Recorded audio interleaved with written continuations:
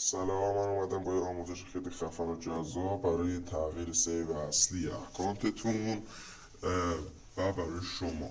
خب شما هم لایک و سابسکرایب یادتون نره تا بازم از این ویدیو برای شما بذاریم. خب همین الان میریم سراغ ویدیو. خب میریم تو بخش تنظیمات. خب تنظیمات میریم بخش ایمیل و ایمیل بازیابی و سیو.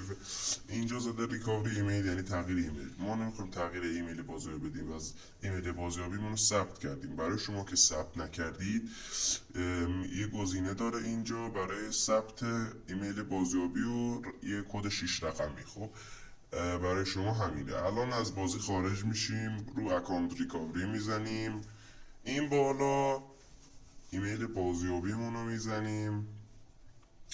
خب ایمیل بازیابیمون رو میزنیم، سند رو میزنیم، یه کد 6 رقمی برای ایمیلمون میاد. میریم اونو بیاریم ویدیو رو کات میکنیم. خب میزنیم و ثبت میکنیم تا اکانتمون رو بالا بیاره. خب برای من که میخوام رو گوگل باشه، برای شما فرق نداره. برای من که میخوام رو گوگل باشه میزنم رو گوگل. نمیخوام سیو اصلی اکانتمو تغییر بدم، میزنم رو همون سیو اصلیش، جیمیل اصلی، برای اینکه تغییر نکنه. الان برای من تغییر نکرد ولی برای شما همونجا یک راست میره تو اکانتتون. خدا نگهدار.